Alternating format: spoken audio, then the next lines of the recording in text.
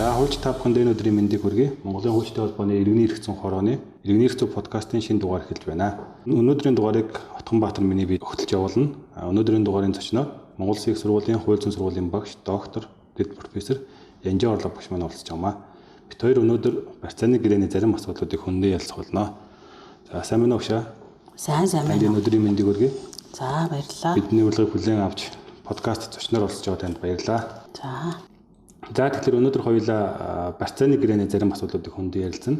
Тэгэхээр эхний асуулт би нэг онлайн юм асуумаар байна. Энэ юу вэ гэхээр барьцаа маань өөрөө үүргийн эрх зүйд хамаарах уу, өмчийн эрх зүйд хамаарах уу гэдгийг та нэг тодорхойлж өгөөч. Яагаад би ингэж асууж байгаа юм бэ гэхээр манай иргэний хуулийн бүтцийг харахаар иргэний хуулийн 13 дугаар бүлэгт барьцааны эрх гэдэг барьцааны нийтлэг зохицуулалт, хөдлөх хэд хөрөнгийн болон эрхийн барьцааны тусгай зохицуулалт, үйл хөдлөх хөрөнгийн барьцаа буюу ипотек улсын бүртгэл гэсэн дэд бүлгүүдээр барьцааны эрхийг зохицуулсан байдаг. Үүнээсээ гадна үүргийн ерөнхий анги дээр үүргийн гүйцэтгэлийг хангах нэг хэлбэр нь өөрөө барьцаа хамаагаад мөн хуульчилсан байгаа.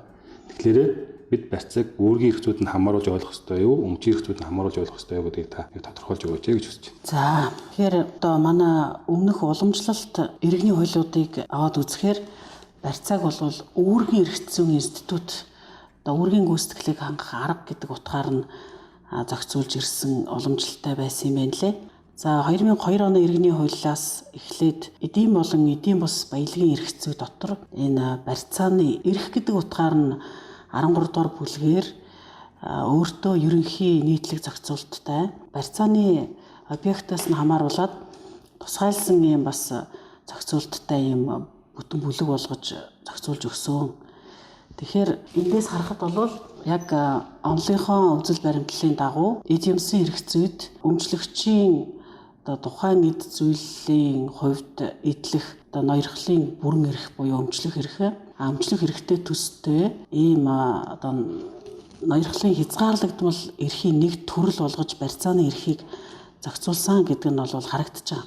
Үүргийн эрх зүй дотор үүргийн гүйцэтгэлийг хангах нэг арга болгож одоо тооцох төдий бол зааж өгсөн. Тэгээ энэ ч бас аргагүй байх гэж бодож байна. Яагаад тэгэхээр ер нь үүргийн гүйцэтгэлийг хангах аргыг бол дотор нь одоо 3 хуваадаг. Эхний хэсэг бол үүргийн гүйцэтгэлийг тодорхой эд юмсаар одоо баталгаажуулах бүлгийн аргууд.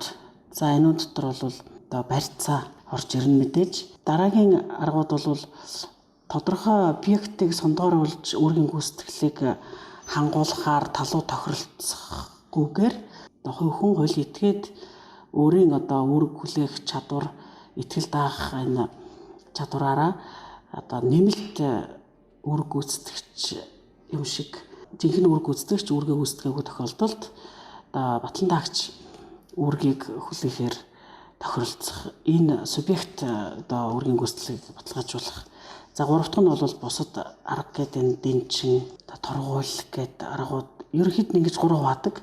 Тэр энэ хүрээнд бол барьцаа одоо эд юмсаар баталгаажуулах хамгийн найдвартай хүлээн зөвшөөрөгдсөн хувийн эрх зүйд, нийтийн эрх зүйд авч хэрэгэлдэг үүргийн гүйцэтгэлийг хангах арга гэдэг утгаар нь тоочод зохицуулсан. Тэгэхээр бол гарцаа байхгүй барьцааны эрх бол өөрөө одоо эд юмсын хувьд тодорхой этгээд өөртөө олж авах бусдын өмчн дээр шүү дээ тийм ээ.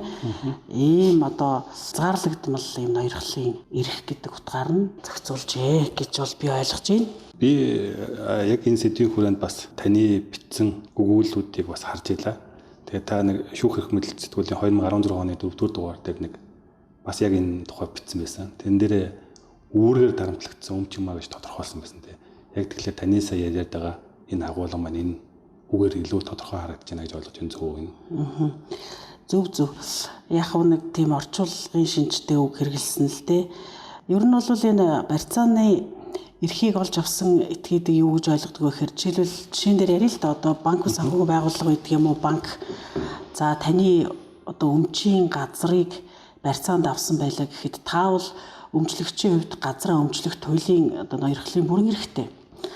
Банк бол таны одоо өмчн дээр одоо дарамт гэх юм уу ийм үүрэг үүсгэж үүнийгээ улсын бүртгэлд бүртгүүлснээр тухайн одоо өмч эдемс өөрөө одоо үүргийн гүйцэтгэлийг баталгаажуулж байгаа.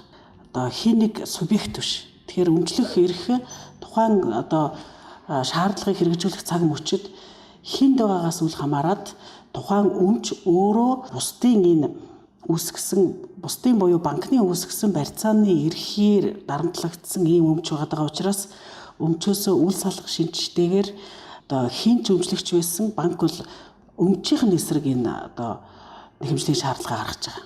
Одоо үүргийн эрх зүйн шаардлагыг одоо 451-ээр үүдэг юм уу үүргээ гүйцэтгээгүй учраас гүйцэтгүүлье гэдэг үүргийн эрх зүйн нэг шаардлага, хоёрдугаар шаардлага бол өмч рүү чиглэсэн шаардлага байдаг. Одоо эзний биш өмчөөр нь одоо өмчийг нь одоо албатан дуудлага худалдаагаар худалдан борлуулад нэгдүгээр шаардлага заасан үүргийг сайн дураар биелүүлэхгүй байгаа тохиолдолд хоёрдугаар шаардлага хэрэгжихээр ийм хоорондоо одоо холбоотой нэг нь үүргийн эрх зүйн нөгөөх нь өмчийн эрх зүйн ийм шаардлага манай шүүхийн практикт шийдэгддэг. Тэгэхээр одоо энэ бусдын өмнө хүлээсэн одоо хугацаанд зээлээ төлж чадахгүй тохиолдолд одоо энэ өмч одоо дуудлага худалдаанд орох юм аа гэдэг энэ банкны барьцааны эрхээр одоо дарамтлагдсан өмч гэдэл ойлгуулах гэдэг. Та ярилцлагандаа сая дурдлаа. Үйл хөдлөлт хөрөнгөний барьцаа бол үүргийн гүйцэтгэлийг хангах гол арга гэдэг тийм. Яалтч яахгүй практиктэй ч тэгээ тогтцсон. Хүмүүс аль болох хин нэгний өмнө үүрэг хүлээлгэх юм бол заавал барьцаанд нь үйл хөдлөлт хөрөнгө авах сонирхолтой байгаад гэдэг. Тийм. Тэгээд энэ маань улсын бүртгэгдээр бүртгэгдснээр мөн хүчин төгөлдөр болдог учраас хүмүүсийн итгэл үнэмшил төдийж нэмэгддэг. Тэгээд одоо практик сүүлийн нэг 10 жилийн хугацаанд байна уу барилга байгууламж ихээр баригдаад хүмүүс үйл хөдлөлт хөрөнгөтэй болох тэр боломж олцоо нь маш их нэмэгдээд үйл хөдлөлт хөрөнгөний зах зээл нэлээд хөгжлөлтөө. Энэ дээр нэг сөрөг үр дагавар гарч ирсэн. Тэрний юу гэхлээр нөгөө барилга байгууламжийг бусдын захиалгаар барьж байгаа этгээдүүд барилгаа дуусгаагүй мөртлөө үйл хөдлөлт хөрөнгөд бүртгүүлээд дуусаагүй барилгын гэрчлэгээ аваад түүнийг банк бус санхүүгийн байгууллага түүнчлэн өөр зээл олгох боломжтой этгээдүүдэд барьцаалсан байдаг. Тэгээд барилга ашиглалтанд ордог захиасаа иргэд байранда ороод өмчлөх хэрэг хэрэгжүүлэхлээр барилга нь бусдын барьцаанд байдаг өмчлөх хэрэгжүүлэх боломжгүй болоод байдаг. Маш олон тохиолдол гарч ирсэн л да. Хамгийн том тохиолдол гэх юм бол одоо бид нар Баян зөвхөн баригдсан Golden Wheel гэх нэг хотхны бүгд найрамдах Солонгос улсын нэг Хана банкнд барьцаалах асуудал явсан. Тэр шүүхтэр шийдэгдсэн. Зүйлд нь мөн Монгол гээл дэрэгдээд маш олон юм тохиолдол гарч ирсэн. Тэгээ шүүх энэ дээр хоёр янзаар шийдэд байдаг.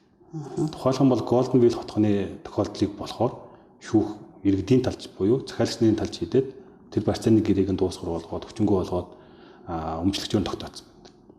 Харин Монгол банкудад барьцаалсан, Монгол улсад арилжааны банкудад барьцаалсан, эсвэл банк санхүүгийн байгууллага барьцаалсан тохиолдолд болохоор захиалагч мэдэх боломжтой байсан гэдгээрээ өмчт нь нөгөө үүрэг нь огцсон хэвээрээ өмчлөх хэрэгээ хэрэгжүүлэх боломж нь олгоод байдаг. Тэгэхээр та энэ дээр бас судлаачийн хувьд шүүхийн практик энэ үйл хөдлөлт хөрөнгөний барьцааны бүртгэлтэй холбоотой асуудлаар өөрийн бодлоо бас бидэнд илэрхийлээч. За тийм ээ, тэр эхний тохиолдол буюу тэр Golden Wheel хотгоны маргааныг бол би сайн санаж байна. Яг тэгэхээр тэр маргаанд бол мөөлөгчөөр явж исэн. Тэгэхээр яг тухайн үеийн одоо эд хөрөнгийн эрхийн улсын бүртгэлийн тухай хууль тогтоомжийг одоо бариад ингээд иргэдийн талд нааштайгаар шийдэгдэх ийм болцоотой ийм хуулийн гаргалгаа бол тухайн үед байсан л да. Тэгэхээр энэ дээр яг гурвалсан гэрээ Солонгос улсын Хана банкыг төлөөлөөд Монгол улсад Зоос банк барьцаанд байгаа хөрөнгөөс худалдан борлуулж байгаа ийм төлөөлөгчийн хуваар ажиллах юм үүрэгтэй байсан. Тэгэхээр яг энэ арилжааны банкуудын хоорондын дотоодын энэ үйл ажиллагааг иргэд бол тухайн үед олж мэдэх боломжгүй. Яг тэгэхээр одоо мэдээлэл бол хаалттай байсан. Одоо зөвхөн өмчлөгчд л мэдээллийг өөрт нь холбогдох тухайн цаг үед нь олгоно гэдэг ийм зарчимтай байсан. Тэгэхээр яг хинтээ гэрээ байгуулсан тэр субъектийнхээ өмнө байгуулсан төлбөр төлөх үүргээ бүрэн гүйцэтгсэн гэдгээ тогтоолгоод өмчлөх хэрэг үүссэн болохоо тогтоолгоод ингээд явсалдаа тэр тухайн иргэд дараагийн тэр Монгол таун ч юм уу тэр Улаанбаатар банктай холбоотой маргаанд бол би оролцоог болохоор шүүхийн шийдвэрийн хэргийн нарийн нөхцөл байдлыг бол төдийлөн сайн мэдэхгүй байна. За ямар ч гэсэн одоо бүдэг бодог авсан мэдээллээр бол өмчлөгчөөр тогтоосон ч гэсэн барьцааны үүрэг танд болон гэд тийм ээ очисон шүү гэдэг байдлаар шийдэгдсэн юм уу гэж ойлгосон. Тий, ер нь бол нэг тийм хандлага байгаад байна. Тий. Барьцааны ирэх үүрэг маань ерөөсөө үйл хөдлөлгөө дөрөнгөө л дагаана. Түрүүнд хэлсэн өмчт ногдуулсан үүрэг шүү гэдгээрээ явдаг. Гэтэл нөгөө зээл авсан. Зээлээ төлөх ёстой иргэн маань барьцааны хөрөнгөө шилжүүлцээ. Тэр төлөхгүй байсан ч болно гэдэг нэг тийм үлдэх гээд байгаа байхгүй, хийдэл маягийн ч юм уу. Тэгээ манай иргэний хуулийн бас зохицуулт байгаа тийм ээ. Угаасаа хөрөнгөөр дагаж явдаг барьцааны ирэх юм байна тийм. Тэгэхээр энэ нэг талаасаа бүртгэлийн асуудал юм шиг байгаа юм. Нөгөө талаасаа яалтч байхгүй бас нэг бид нэг зохицуулах ёстой л харилцаа юм уу гэж хараад байна. Тэгээд таны бодлыг сонсох юм дээр бас жоохон бодож хараад. Тий, одоо ер нь тэр Golden Wheel хотгоны оршин суугчдын хувьд бол тэр хотгоны барилгуудыг барилгын гүйцэтгэл одоо 40 50 60 гэдэг ийм гүйцэтгэлтэй байхад нь оршин суугчид худалдаж авсан. Тэгэхээр оршин суугчдын өмчлөх хэсэг нөгөө үлдсэн хэсэгт нь байх бололцоотой гэж тухайн үеийн одоо хууль хэрэгжилж байгаа шүүхийн практикт бол үзэх бололцоотой байсан гэж ойлгож байна. Гэтэл ингээд бүхэлдээ улсын бүртгэлтэй байгаа тэр хөрөнгнөөс авчгаад ахад одоо салаад бие даасан үл хөдлөх хөрөнгө болцсон байхад нь худалдаж авсан юм шигээр одоо барьцааны үүрэг дагалдаж ирнэ гэж шийдсэн болов эсвэл угаасаа дотор нь олон задлсныхаа дараа тусад нь барьцаагийн дагалдуулаад худалдсан юм уу? Тэрийг нь бол би бас сайн мэдээлэл алга байна. Ямар ч гэсэн миний ойлгосноор бол одоогийн энэ эд хөрөнгийн эрхийн улсын бүртгэлийн тухай шинжилсэн хуулиар орон сууц захиалж байгаа хүмүүс яг саяын дурдсан ийм хүндрэлд орохгүй байх юм болцоо нээгдсэн байгаа. За өмнө нь бол зөвхөн журам төдий бол одоо байсан. Одоо миний ойлгосноор бол одоо их хариуцлагатай ийм худалдаа авагчид яаж хандж ийн гэхээр иргэний хуульд заасан энэ орон сууц захиалагч өөрийнхөө одоо худалдаа авагчийн эрх ашигыг хамгаалахын тулд урьдчилсан тэмдэглэл улсын бүртгэлд бүртгүүлж байгаа ийм практиктай болсон юм байна. За ингэхдээ бол нөгөө гүйцэтгэгч компаниас төлбөрөө төлцсөн эсвэл одоо дийлэнх хувийг төлчихсөн гэдэг утгаар нь тухайн орон сууцны тэрхүү тоотын хувьд бол давуу эрхтэй ийм тэмдэглэл хийх болцоотой байдаг юм байна. Тэрийн тохиолдолд захиалагчдын жагсаалтаар нь ч гэсэн тэр гүйцэтгэгч компани бол бүртгүүлэх тал дээр одоо санаачлаг одоо идэх зүтгэл гарах уг нь шаардлагатай. Тэгжээж одоо дараагийн давхар худалдах эсвэл одоо хин нэгэндээ мэдгэдэггүйгээр барьцаанд тавих ийм боломжгүй болно шүү дээ тийм ээ. За энэ тохиолдолд бол салгаж биш бөөнд нь ийм бүртгэлийн дугаар үүсгэж хагаад тэр бүх захиалагчдын тэмдэглэлийг бүртгээд авах болцоотой болсон. Энийг бас эхнээсээ хэрэгэлдэг ийм практиктай. За юу бүртгүүлэх үний дүн хураамжч гэсэн их хямдхан юм байна л гэж ойлгосон шүү дээ. Тэгээ ийм талын эрхийн хамгаалтаа хэрэглэх зүйтэй иргэдэд бол одоо бас сануулхад дээрээс нь иргэдийн бас нэг алддаг юм бол жинхэнэ худалдагч юм уу гүйцэтгэгч талаас биш одоо гар дамжуулаад одоо тэр нэг барилгын компани хоорондын тооцоогоор тийм ээ одоо бартераар өгнө гээд гэрээгээр тохирсон ийм гэрээнээс гэрээгээр шилжүүлж авдаг. Энэ дээрс хохирдог иргэд бас нэлээд харагддаг юм шиг санагдсан да. Тэгэхээр урьдчилсан тэмдэглэл бүртгэгдэх болцоотой байна уу? Эсвэл төрүүлээд бусад захиалагчийн хуваар эрхээ бүртгүүлсэн байна уу гэдгийг бол мэдээлэл авах нь энэ шинэ бүртгэлийн багц хуулиар илүү нээлттэй болсон гэж ойлгосон. Тэр хуулийн заалтыг харахаар бид нэр ер нь бол яг үүдөхөд өнгийн барьцаа гүйцэтгэлийг хангах гол арга юм а гэж ярьж байгаа. Тэгээд тийм ч юмыг ер нь бол иргэнийх зүйн харилцаа, янз бүрийн харилцаан дээр хүмүүс хүлээж идэг. Тэгээд үйл хөдлөлт төрөнгөө хүмүүс яадаг вэ гэхээр найз нөхдийгөө эсвэл гэр бүлийнхаа аав ээжийнхаа ах дүү нарынхаа байр, орон сууц, хашаа байшинг тэл үзүүлээд надад барьцаалуулаач. Би зээл авах гэсэн юм аа тий. Би ийм үүр хүлээгээд ийм гэрээ байгуулах гэж энд барьцаа болгоод өгөөч гэдэг. Тэгээд итгэмжил авдаг. Итгэмжлэр очиод барьцаалуулаад байдаг. Гэтэл нөгөө итгэмжил нь харахаар энгийн итгэмжил тухайлах юм бол зүгээр барьцаалах хэрэгтэй гээл заасан байх худалдаа авах хэрэгтэй, захиран зарцуулах хэрэгтэй гэж заасан байдаг. Дээр нь хугацаа нь бас янз бүр байгаад байдаг. Гэтэл сүүлийн үед бас зарим нэг үйл хөдлөлийн төрөнг барьцаалж байгаа эрх бүхий этгээдүүд натрат нар бол үүргийн хугацаа нь итгэмжлийн хугацаанаас бага байх хэрэгтэй гэдэг дандаа 3 жилээр болгодог ч юм уу. Гэдэг хууль заасан боломжийг үзээд идэг. Тэгэхээр яг энэ үйл хөдлөлийн төрөнгийг бусдад барьцаалах эрх олгож байгаа, барьцаалуулах эрх олгож байгаа энэ итгэмжлэлтэй ямар шаардлага байх хэрэгтэй вэ? Судлаачийн хувьд та бас энэ дээр өөрийнхөө саналыг бодлыг хэлээч. За, итгэмжлэл гэдэг ойлголтоос эхлэх нь зөв баг тийм ээ. Тэгэхээр иргэний эрхцүүд бол итгэмжлэлийг нэг талд хилцэл гэж үздэг. Өөрөөр хэлбэл одоо 18 наснд хүрээгүй иргэнийг ч гэсэн өөрийн одоо итгэмжлэгдсэн төлөөлөгчөөр сонгох болцоотой. Ингээд угаасаа өөрөө төлөөлөгчөд тохон томилж байгаа учраас тэндээ одоо итгэл үзүүлээд бүрэн эрхээ олгож байгаа учраас төлөөлөгчөөр дамжуулж хийгдсэн хилцлээс үүсэх бүхий л эргэцсэн үр дагаврыг одоо төлөөлүүлэгч бүрэн хариуцдаг. Тэгэхээр энэ утгаараа бол ашиг сонирхол нэгтэй ийм этгээдүүд гэж харагдаж байгаа. За тэгэхээр итгэмжлийн тухайд бас нэлээд ийм маргаантай ийм одоо асуудлууд бас байгаад байдсан байх лээ. За хамгийн эхний хэсэг нь юун дээр нэг вэхээр төлөөлүүлэгч маань төлөөлөгчд одоо бүрэн эрх олохдоо иргэний хуулинд бол заасан шүү дээ. Ямар хуулийн одоо өөрийг нь төлөөлөх бүрэн эрх олгосныг маш тодорхой заах юм хуулийн шаардлагатай. Олгож байгаа бүрэн эрхийг бүрэн зааж ээж бүрэн эрхийг хэтрүүлсэн үү? Төлөөлөгчийн эрх хууль ёсны ашиг сонирхолд нийцүүлж одоо төлөөллийг хэрэгжүүлсэн үү гэдгийг одоо шийдвэрлэх болцоотой. Тэгэхээр тодорхой тохиолдолд жишээлбэл одоо үйл хөдлөлийн төрөнгөө худалдах одоо зараад өгөөч гэдэг ийм бүрэн эрх олгож байгаа тохиолдолд ямар ч гэсэн манай энэ одоогийн энэ дүүргийн одоо цаг үеийн ханшаас нэг дээдл нь 5% ч юм уу буулгаад зараад өгөөч гэдэг байдлаар үнийн дүнг тодорхой зааж өгөх ёстой гэж онолд бол ойлгодог.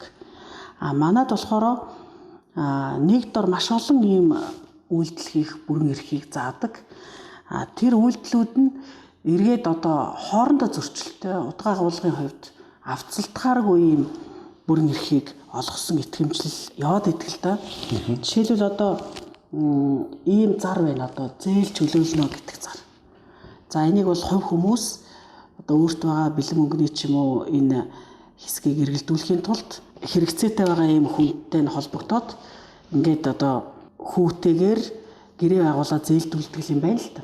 Тэгээ энэ үйлчлэгийг авдаг иргэд бол ихэнх нь банкнд юм уу банк санхүү байгууллагад одоо өгсдөө өөрөө өгч чадахгүй ингээд хөрөнгө нь хураагдахтаа хүрсэл ийм иргэд байх жишээтэй. За эсвэл одоо банкны зээлийн шаардлагыг хангахгүй ч юм уу. Тэгэхээр энэ угаасаа ийм зээлийн дарамтанд өрийн дарамтанд орчход байгаа байж ич нөгөө зээл чөлөөлдөг иргэнтэй ч юм уу зээлийн болон барьцааны гэрээг л хууль зүйн хувьд байгуулах ёстой. Яг явагдаж байгаа эрх зүйн харилцаа бол ийм л байгаа. Гэтэл энэ зээлийн болон барьцааны гэрээг байгуулахаар нэгдүгээрт нотариатчид өндөр хөлс төлнө, улсын бүртгэл бүртгүүлнэ. Ингээд барьцааны эрхээ бүртгүүлсэний дараа барьцааны эрхээ хэрэгжүүлэхийн тулд нөгөө иргэний хууль болон иргэний процессын хууль, за шүүхийн шийдвэр гүйцэтгэх хууль гээд олон хуулиудаар заасан бүх процесс ажиллагааг хийх ёстой болно. За тодруулах юм бол одоо үүргээ гүйцэтгэх ёстой тухай мэдээлэл хургуулна. За дараа нь шүүхийн журмаар албатан борлуулахын тулд нэхэмжил гаргах гээд тэгэд энэ удаан одоо процессыг алгасахын тулд шууд л одоо итгэмжлэл хийл гэж авт. За итгэмжлэл нь өөрөө нотариатаар гэрчлүүлэхэд 5,000 төгрөгийн хураамжтай ч юм уу байх чи тий. За ингэхээр итгэмжлэл дээр юу гэж залгаж ийн гэхээр за миний өмчийн үйл хөдлөлийн төрөнгийг худалдаж болно. Энд дээр ямар нэг одоо үнийн одоо босго байхгүй шүү дээ. За эсвэл бэлэглэж болно. За бүр одоо арилж ичж болно. Захиран зарцуулж болно. Банк санхүү байгууллага хадгалам зээлийн хоршооны зээлийн барьцаанд тавьж болно. Бүхий хэлбэрээр захиран зарцуулж болно гэж бүгдийн дурдах нь бол агуулгын хувьд энэ хилцэл болохынхоо хувьд маш ойлгомжгүй. худалдаж болно гэж байгаа бол худалдуулах л өсөл зэрэг байна гэж ойлгож шít. Гэтэл хариу төлбөргүйгээр одоо бэлгэлсэн ч яах вэ гэдэг ийм өсөл зэрэг нэгэн зэрэг нэг этгээдэд нэгэн цаг үед байна гэдэг бол өөрөө зөрчилтэй боломжгүй шүү дээ, тийм ээ. Аль нэг гэрээг нь байгуулах л одоо бүрэн эрхийг олох хэрэгтэй. За энийг одоо тодруулаад барьцааны гэрээ байгуулаарай гэдэг итгэмжлэлийг бас дагнан олгосон бол харагддаг. Тэр нэгэн тал ингээд нотариатор гэрчлүүлсэн тохиолдолд одоо зээл авсан иргэн мөн л одоо авсан зээлээ төлж чадахгүй эрсдэлд орно. За тэр тохиолдолд маш олон тооны тэр өмчлөгчийн эрх бол зөрчигдөн. Яаж зөрчигдөх вэ гэхээр нөгөө зээл өгсөн хүн бол итгэмжлэлээ бариад л зүгээр л өөр хүнд зарах. Яг зах зээлийн үнд хүрхүүгүй юу гэдэг бол тэр зээлээ хүүтэй нь олж авч байгаа тэр хүнд бол туйлын сонирхолтой биш. Эсвэл одоо гэрчлэгийг одоо итгэмжлэлээр худалдчихлаа, эсвэл итгэмжлэлээр бэлгэлж эхлэе гэдэг ингээд өөрт нь мэддэхгүйгээр ийм процесс явагдаж байгаа юм л да. Энэ үүний цаана үүргийн гүйцэтгэлийг хангах энэ харилцаа байгаа шүү дээ. Гэтэл яг үйл хөдлөлийн төрөнгийн хувьд үүргийн гүйцэтгэлийг үйл хөдлөлийн төрөнгөөр хангуулах харилцаа бол хуульд заасан өмчлөгчийн эрхийг хангахын тулд бас наривчилсан юм шатараал зохицуулттай. Тийм ээ, тэр бүгд эрхийг бол хэрэгжүүлэх болцоогүй болгож байна. Тэгэхээр итгэмжлэлийн хувьд бол олгосон бүрэн эрхийг ийм олон үйлдэлээр биш, ерөөсөө тодорхой үйлдэлээр зааж ээж энэ бол хүчин төгөлдөр итгэмжлэл байх болцоотой гэж үзэж байгаа. Яг нь ер нь бол шүүхийн практикийг харахад яг энэ зээл түүнийг эргэн төлөвлөх, үүргийн гүйцэтгэлийг хангуулах энэ харилцаа бол харьцангуй ийм тодорхой шийдэлтэй ийм тогтцсон практиктэй харагддсан байлээ л дээ. Яг тэгэхээр та бол нэгэн тал гарын үсгээ зурчихсан, нотариат дээр очиод гэрээгээ байгуулчихсан. Тэгээд та энэ үүргийг хүлээж гисэн л учраас одоо энэ гэрээндээ зааснаар эсвэл одоо шүүхийн бус журмаар, үл маргалдах журмаар та өхөл ёстой байна. Эсвэл одоо та дуудлагын худалдаанд орох энэ олон зардлыг төвчхийн тулд ер нь л бол нэг төрлийн одоо шийдвэр гарах нь нэг ойлгомжтой юм байна л дээ. Одоо тооцооллын хувьд жоохон наашаа цаашаал болно гэхээс биш. Ер нь бол тэгээд хэмжлэгчийн шаардлага бол хангагдаж л шийдэгддэг. Тэгэхээр яг тэр нэг загварт ингэж бас хитрхи хялбаршуулж ойлгохоос илүү энэний цаана бол маш олон төрлийн одоо харилцаа байдгийг бас анхаармаар санагддаг юм л та. За энэ дээр одоо яг барьцаатай нь холбоод одоо хамгийн түрүүнд бодогддог асуудал юу гэхээр энэ барьцааны гэрээний тухай бид хоёр ярьж байгаа тийм ээ. Тэгэхээр энэ иргэний хуулийн 156-гийн 2 дахь хэсэг заадаг. За энэ дэр барьцааны гэрээнд тусгагдах ёстой хамгийн гол зүйл нь юу вэ гэхээр барьцаагаар хангагдах шаардлага, түүний хэмжээг заавал заах ёстой. Тэгээд 156-ийнхаа 3-аар ингэж хэмжээг заагаагүй бол хүчин төгөлдөр бус байдаг гэж заачсан. Яг одоо миний одоо мэдхээр банкуй санхүүгийн байгууллагууд за энэ санхүүгийн үйлчилгээ үзүүлдэг их хэмжээний хувь иргэд бол бас энэ зээлийн үйлчилгээ үзүүлдэг л дээ. Эдгээрийн байгуулж байгаа энэ барьцааны гэрэн дээр барьцаагаар хангагдах шаардлагын дээд хэмжээг яг энэ үнийн дүнгээр нь заасан гэрээ бол ер нь харагддаггүй. Маш ууртын өгүүлбэр бүтэн абзац ингээд яваад идэм л та одоо зээлээс төлөгдөөгүй үлдсэн үнийн дүн энийг одоогоор хэлэх боломжгүй гэдэг ийм юмыг бол банкны байр сууриас хэлдэг юм байлээ л дээ. Чи хэдийн төлөөд хэдийн төлөхгүй байхыг бид одоогоор энэ гэрээн дээр заах болцоогүй шүү дээ гэж үгүйсгдэг. Гэтэл энэ үнэ хэрэгтэй өөр үнийн дүнг ярьж байгаа. За бүтэн их урт өгүүлбэрээр нэмэгдүүлсэн хүү за тэгэл шүүхийн зардал шийдвэр гүйцэтгэлийн ажиллагааны зардал гэд маш их юмыг таслалаар ингээд тоочоод энэ бүхнийг энэ одоо барьцаагаар хангуулах юм гэж ингэж үгээр заадаг. Тэгэхээр энэ л бол манайд одоо өөрчлөх ёстой их гол нөхцөл гэж одоо надад бодогдсон. За яагаад ингэж ярьж ирэхээр би жижигхэн жишээн дээр одоо авч ярил л та. За жишээлбэл одоо нэг эцэг их хоёр бай тийм ээ. Тэдгээрийн өмчлөлд одоо юу гэдгийг 500 сая төгрөгийн үн бүхий одоо хотын төвд ч юм уу байралтай газар өмчлөх хэрэгтэй. За өөр бол энэ нэг их тийм төдийлөн өмчлөх зүйл байхгүй. Гэтэл энэ айл бол 4 хүүхэдтэй. Тэгэхээр эцэг их бол юу гэж гэрээндээ заалгах ийм эрхтэй вэ гэхээр том хүүхэд тусдаа гарах болъё л та. Тэгэхээр байгаа өмчөөсөө одоо тастаж өгөх болж юм тийм ээ. Гэтэл энэ газар маань өөрөө үл хуваагдах шинжтэй байгаад байна. Тэр тохиолдолд за банкнаас зээл авах зээлийн барьцаанд газараа тавьж өгөө.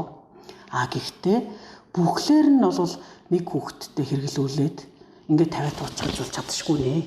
Тэр 500 сая төгрөгийн үнэлгээтэй газар байлаа гэж бодоход за 4 хуваахад одоо нэг хүүхдэд 125 сая төгрөг олгож ийн гэж бодъё л доо. За дээрээс нь эцэг их бас өөрсдийнхөө хувь хэмжээг бас бодолцох байх тийм ээ. За ингээд 5 хуваалаад гэж бодоход нэг том хүүхдийг тусдаа гарахад хамгийн дээдл нь энэ газраас 100 сая төгрөгийн одоо шаардан гаргуулж болох хэмжээнд л барьцааны гэрээнд нь зурж өгнө. Бусад 3 хүүхэдтэй болон бид өөрсдөө үлдэх хэмжээгээ одоо барьцаанд тавьдаг юм уу гэж хэрэглэнэ. Энэ үнийн дүнгэл одоо заах ёстой барьцааны гэрээнд. Энэ эрхийг нь бол өмчийн эзэнд бол хизээч идэлүүлдэггүй.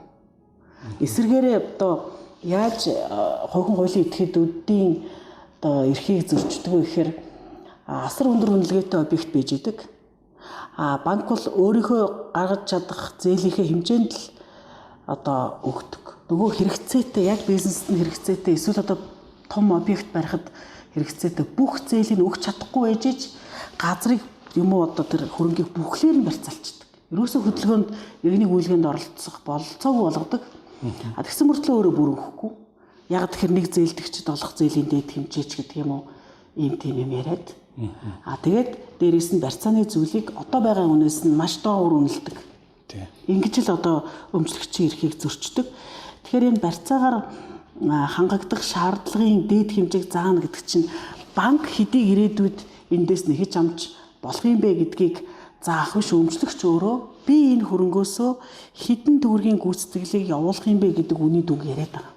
За энэ дээр бол үнэхээр шимтгэл хийхгүй бол эргээд нөгөө иргэд ядуурл дурддаг хамгийн нэг үндсэн одоо урсгал нь гэх юм уу одоо энэ банкыг гэж хэлэхээс илүү би бол банк бус санхүүгийн байгууллага за тэгээд тэр зээлийн үйлчилгээ үзүүлдэг ямар нэг татвар хураамж төлдөггүй юм жинхэнэ утгаараа арилжаа эрхлэгч иргэд байгаа шүү дээ. Тэгээ эдгээр одоо өмч хөрөнгөө одоо шудраг бусаар алддаг хүмүүсийн хувьд одоо шүүхийн шатанд одоо нотариатор гэрээ гэрчлэх шатанд ч гэсэн энэ барьцаагаар хангагдах шаардлага, өвний дүнг заалгах, за тэгээд бодитоор үнэлүүлэх тэр эрхийг нь олох ёстой гэж бодоод байгаа. Энэ дандаа бол стандарт нөхцөл бүхий гэрээнүүд байгаа шүү дээ. Ердийн гэрээ гэдэг утгаараа биш тийм ээ. Хэрвээ анхнаасаа л гэрээ байгуулагдахдаа энэ суур эрхүүд эдлэх болцоотой байхаар хийгдсэн бол эндээс шүүхийн бус журмаар албатан гүйцэтгэл явах боломжтой.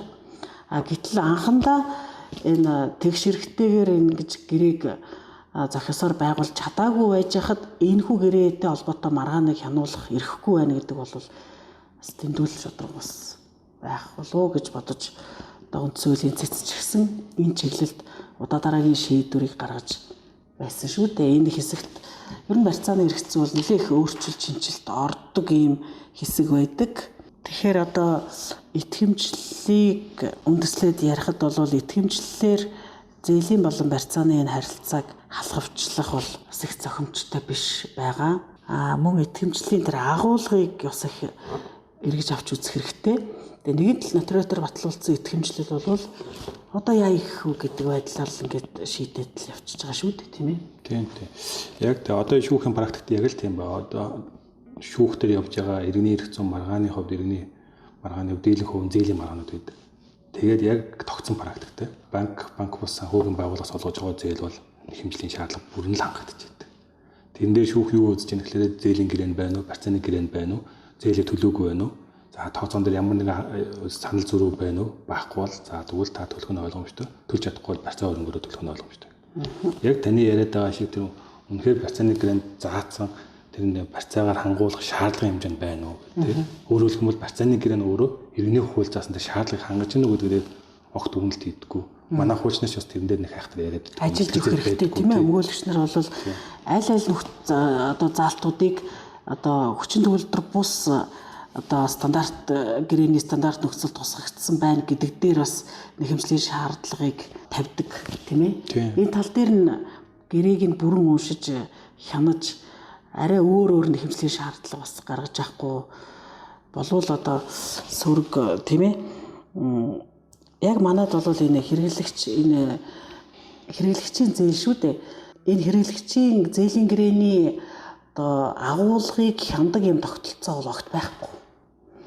Уг нь бол энэ өндөр хөгжилтэй орнуудад бол хэрэглэгчдийн эрх ашигыг хамгаалах нийгэмлэгүүд энэ хэрэглэгчдэд санал болгож байгаа энэ гэрээний нөхцлүүд хуулийн одоо байх ёстой минимум стандартыг доош нь оруулж гэнэ үгүй юу гэдгийг хямж идэг. Ингээд төлөөлөл нэхэмжил гаргаад шийдүүлж идэг. За манайд бол захиргааны иргэн шүүхтэр ийм одоо нийтийн эрх ашигын төлөө өмгөөлөл бололцоотой иргэний эрхцүүд бол яг өөрийн эрх ашиг зөрчигдсөн байж ижил тодорхой төрлийн асуудлыг тавих бололцоотой байдаг тийм ээ. Тий. За та сая ярилцлагандаа дурдлаа. Барьцааны эрхийн асуудлаар хэд хэд удаа цэцэд хандж исэн гэдэг. Тэр асуудлаа та тодруулж өгөөч. За тэгэхээр анхны эхлэлээс нь эхлээд яривал зүг баха 2002 оны иргэний хуулинд бол тэр 451-ээс эхэлдэг энэ зүйл дээр банкнаас олгодог зээлийн гэрээн дээр ямар заалт орж ирсэн бэ гэхээр хэрвээ талууд гэрээндээ үл маргах журмаар одоо үүргийн гүйцэтгэлийг хангуулна гэж тохирсон болвол энэ болцоотой шүүхт хандахгүйгээр үүргийн гүйцэтгэл автоматар ингээд шууд явагдана гэдэг ийм заалт болцоотой байдлаар тусгагдсан байсан. Гэсэн хэдий ч ерөнхий ангид одоо энэ үл хөдлөлийн төрөнгийн барьцаа буюу ипотек гэдэг энэ бүлэг дээр юу гэж байсан бэ гэхээр хэрвээ үл хөдлөлийн төрөнгөөр үүргийн гүйцэтгэлийг хангуулах тохиолдолд шууд гэж үл маргах журмаар албатан гүйцэтгэл явахгүй харин энэ ерөнхий ангийн энэ заалтыг илүү наривчлсан зохицуулт гэж үзэн өөрөөр хэлбэл шүүхийн шийдвэрийн үндсэн дээр гэж ингэж тухайн үеийн хууль тогтоогчид бол за бусад хөрөнгөн дээр шууд явагддаг юм байж үл хөдлөлийн төрөнг бол болохгүй шүү. Энэ бол хүний эрхийн пактад байдаг шүү дээ. Хүний суур эрх тийм ээ. Орон гэрд одоо юу гэдгийг толгой дээгүүрээ одоо дээвэртэй байх. За энийг одоо шууд үл маргах журмаар хураадаг тийм тогтолцоо бол бусад харьцангуй хамгаалалт сайтай ийм эрх зүй системтэй үед бол зөвшөөрөгдөж болох асуудал. Одоо юу гэдгийг зээлийн хүү ийм одоо Монгол улсын шиг өндөр биш тийм ээ. Алдан ч гэсэн бас ийм өндөр биш. Тэгээд гол нь барьцаа хөрөнгийг шударгаар зах зээлийн ханшаар нь үнэлдэг, түүнийг бууруулж ингэж гэрээнд хүчээр тусгадаг биш. Энийг бол би шудраг бус гэж үздэг. Яг тэгэхээр жишээлбэл хамгийн их үн цэнэ алддаггүй тийм хөрөнгө бол одоо газар. Тэгээ энэ дэлхийд даяараа хаанч үн байнга тогтвортой өсөж байхад яг энийг бууруулж бүр 30%-аар энэ гэрээн дээр тусгадаг юм бэ. Энэ бол нөгөө л одоо хэрэглэгчийн эрхийг зөрчсөн стандарт нөхцөл шүү дээ. Өөрөөсөө стандарт болгоод тогтоочихсон. Тэгээ энэ дээр нь бол хяналт байхгүй байгаад идэг. Хяналтын тогтолцоо. Тэгэхээр энэ 2 оны хуулийг батлагдсны дараа энэ 451-ээс 53 дахь тэр зүйлд оруулсан тэр шууд үл маргах журмаар гэдэг энэ заалтаа олзуурхад одоо зээлдүүлэгч нар хэрэгжүүлэх гэхэд нөгөө тухайн үеийн хууль тогтоогчид илүү тэр үл хөдлөлийн төрөнг гэдэгт орон сууц тийм ээ хувьчлалаар очсон орон сууц илүүтэй ойлгогдчихсэн цаг үе шүү дээ 2002 он бол яг үл хөдлөлийн төрөнгийн хувьд шууд гүйцэтгэл явагдах болцоогүй. Ингээд илүү наривчлсан зохицуулт гээд бүр өгчлээд энд заацаа. Тэр шүүх шийдвэр гаргаж ижил шийдвэр гүйцэтгэлээр албатан дуудлага худалдаа явагдана гэд ингэчээр зэрэг 2005 онд нэг ийм хууль батлагдсан юм л да. Ипотекийн зөвлөлийг шүүхийн бус журмаар худалдан борлуулах журмын тухай хууль гэж. За энэ хууль бол тийм том хууль байгаагүй. Одоо энэ зээлдүүлэгч байгууллагуудын лоббигоор батлагдсан хууль. Яг л ийм наадмын өмнөхөн ч юм уу ингэж батлагддаг жишгээр батлагдсан. Тэгээд энийг үзэхээр одоо 27-гийн 1, 27-гийн 2 дугаар зүйл нь юу гэж байсан бэ гэхээр хэрвээ нөгөө зээлдэгч иргэн одоо энэ бол гэрээний сул дараа тал шүү дээ. одоо юугаар нь сул дорой гэж нэхэр одоо тэр булчингаар нь биш тийм ээ туршлагаар нь яг энэ зээлийн харилцаанд байнга орж идэг тийм одоо мэрэгжлийн шинжтэйгээр байнгын тогтвортой ашигын төлөө аж ахуйн үйл ажиллагаа эрхэлдэггүй. Ерөөсөө л 1-2 удаагийн хэрэгцээ гараад зээл авах гэж байгаа тийм ээ иргэдийг би ярьж байна. Би одоо байнга зээл авдаг энэ хуулийн этгээдүүдийг яриаггүй. Мөн одоо санхүүгийн хувьд илүү сул дорой одоо эрх зүйн мэдлэг дорой ийм ердийн хэрэглэгч иргэнийг л ярьж байгаа. Нөгөө талд банк бол мэрэгжлийн хуульчдын багтай тийм ээ. Одоо кейс болгоноос гэрээнүүдэд төгөлдржүүлээд явж байгаа шүү дээ. Тийм. Илүү л зузаан урт болоод л яваад идэг. Тэгээ ийм байдлаар одоо хэрэглэгч бол зөвхөн гэрээнд гарын үсэг зурх байдлаар л оролцдог. Өөр одоо ямар нэг сонголт боломж бол орон зай байдаггүй шүү дээ. Багхгүй. Тий. Тэгэхээр ингэж байгуулж байгаа гэрээний харилцаатай байхад тэгээд энэ дотор хяналтын тогтолцоо байхгүй байхад дээрэс нь олон тооны одоо хуульд бус хүчин төгөлдөр бус баймаар ийм стандарт нөхцлүүд харагдаж идэг. Тэгээ энэ гэрээг бол одоо нэг гарын үсгээ зурцсан л бол ямарваа нэг асуудал гарахад мэдээж тэр үүргийн гүйцэтгэл их бага ямар нэг хугацаагаар хойшлно. За ийм үүргийн зөрчил одоо үүссэн нөхцөлд шүүхэд хандахгүйгээр албатан одоо банк өөрөө за эсвэл одоо хөндлөнгийн этгээдээр дуудлагуудаа явуулахаар ерөөсөө л банкны мэдэлд автоматар хөрөнгө очихоор ингэж одоо гэрээндээ тохирсон бол шүүх энэ төрлийн ямар ч хэмжлэлийг хүлээж авахгүй шийдэхгүй байхыг үүрэг болгосон ийм хууль батлагдсан байхгүй юу. За инхээр зэрэг нөгөө үндсэн хуулийн эрхэн зөрчигдсөн гэж үзсэн иргэн одоо шудрах шүүхээр шүүлгэх өмгөөлөгчийн тусалцаа авах. За цаашлаад хашны шүүхэн шийдвэртэй санал нийлэхгүй бол давд залдах, хяналтын шатны шүүхээр хянуулах гэдэг ийм багц зэрхүүд зөрчигдсөн гэж үзээд тухайн үеийн үндсэн хуулийн цэцгийн гишүүд тийм байна энэ болохгүй гэдээ хүчингү болгосон. Тэгэхээр энэ хууль бол хамгийн гол зорилго нь саяын 27-гийн 1-2 дугаар зүйл байсан. Тэгээ энийг нь нөгөө иргэн янжаа орлоо очиод хүчингү болгочоор зэрэг тэр 2005 оны хууль бол утгагүй болж хувирсан. Ажил бүгдл нь буурсан. Тий. Гэхдээ яг энэ хуулийг үйлчлэх үед бас яг энэ хуулиар шийдвүүлээд эрхэн нэлээд зөрчигдсөн бас хүмүүс байдаг юм бэлээ. За тэрийг одоо дурдаад яг ямар ч гэсэн энэ хуулийн дараа бүх зээлдэгч нараа дуудаад л гэрээгээ өөрчлөөд байсан. Ямар ч утгатай өөрчлөлт оруулаад байгаа гэрээгэд бол ойлгохгүй шүү дээ. Гариусаа зурдаг л хүмүүс юм бол. Тэг яг хэтэрхий биеих иргэдийг хамгаалаад байгаа юм биш. Ерөөсөө энэ иргэний хуулиар санал болгож байгаа энэ хамгийн анхдагч хамгаалтыг л яриад байгаа. Бусад юм бол мэдээж иргэний өөрийнх нь хариуцлага мөн үү шүү дээ.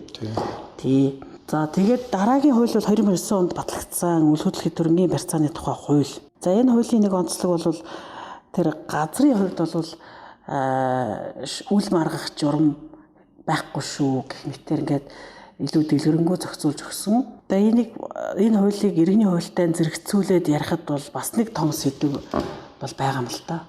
Аль нь илүү давуу юм бэ? Аль нь одоо үйлчлэх ёстой бэ гэдэг дээр. За ямар ч гэсэн хамгийн сүүлийн үеийн асуудал юу гэхээр 2015 онд бол ганц бийж бишэлтэй одоо үл маргах журмаар авах тухай бас л ийм удаа дараагийн нөгөө зээлдүүлэгчдийн лоббигоор энэ хууль ер нь байж байгаа зүсээ хувиргаал батлагддгийг. Өшөө илүү нарийн болоод иргэний хуулийн руу орж эхэлсэн л дээ. Иргэний хуулийн дээр бол өмчлөгчөөс илүү давуу эрхийг одоо барьцаалагч итлэхээр ингээд оруулаад идэв. Одоо барьцаан тавьцал бол банкны зөвхөн зөвшөөрөлтөөр л одоо иргэний гүйлгээнд оруулна. Хөлслөх, худалдах, арилжах тохиолдолд нөгөө өмчөөд байгаа барьцааны эрх хүчин төгөлдөр байж л байхад чинь банк л олон онцлогоор эзэж зөвшөөрдөггүй. Анхнаасаа гэрээндээ манайд л барьцаалуулсан бол цааш нь худалдахгүй, бэлгэлэхгүй, арилжахгүй, хөлслүүлэхгүй, бараг л тэр хөрөнгө рүүгээ харж болохгүй шүү гэх маягийн. Одоо тэгээд хэтрүүлж хэлвэл тэгж утгатайгаар заадаг шүү дээ тийм ээ. Одоо энэ тал дээр маргаан үссэн. За энэ маргааныг авч үзээд за тийм байна. Өмчлөгч нь шийдэх ёстой мó. Өөрийнх нь эрх зөрчигдөхөөргүй бол зөвшөөрлөө өгөх үүрэгтэй зөвхөн мэдэгдэх хангалттай гэдэг ийм байх ёстой тухай үед яригадаад байсан. Гэхдээ яг вэ ядаж одоо хөлслүүлэх, түрээслүүлэхэд зөвшөөрөл авахааргүй болсон.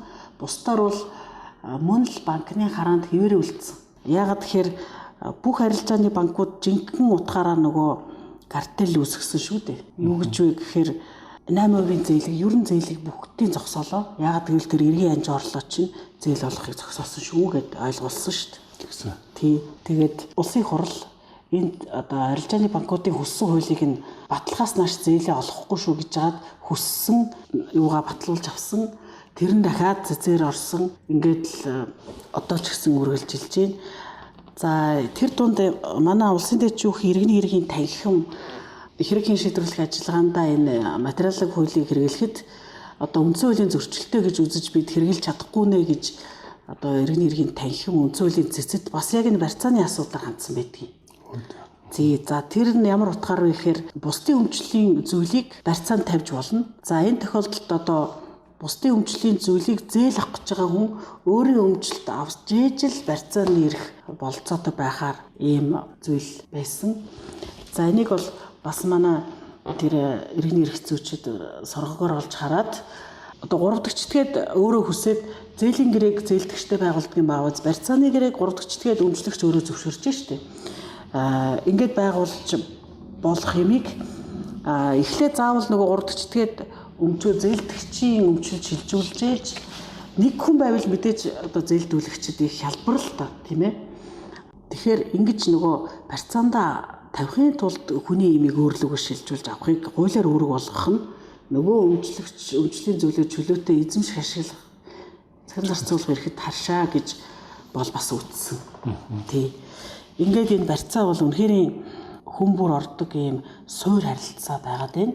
Яг энэ суур харилцаан дээр бол үнэхээр бас суур шинжтэй хамгаалтууд зайлшгүй шаардлагатай. Барьцаагаар дамжуулж одоо хөрөнгөө алдах эрсдэл бол өндөр л байгаад байна л да хууль эрхцсэн орчинд. Яг харахаар барьцааны асуудал маань ерөнхийдөө нэг тодорхой харагдаад байдаг. Тэ практик тэрнэж тэр гэтэл яг бид нэр ингээд сая өмчлөгчийн суур эрхийг хөндөх, барьцааны суур эрхийн онлын талаасаач тэр эрхийн хамгаалтын талаасаач тэр бид нэрээс харж үзэх, судлах тийм нэлээд боломжууд нь нөхцлүүд нь байна л гэж таны яриас би бол одоо хувьдаа дүгнэж суу. Мэдээж улсын хурал, хууль зүйн дотоод хэргийн яамнаас 94 жилийн хувийн эрх зүйн шинтгэлийн үрээнд гээд хэрэглэгчийн гэрээний асуудлыг бас хөндөж байгаа юм билээ. Тэгэхээр бас энэ асуудал бас нэлээд тодорхой яригдах байх гэж ойлгож байна. Дугаараа урилгыг хүлээн авч подкастын энэ дугаарт оролцсон танд баярлалаа.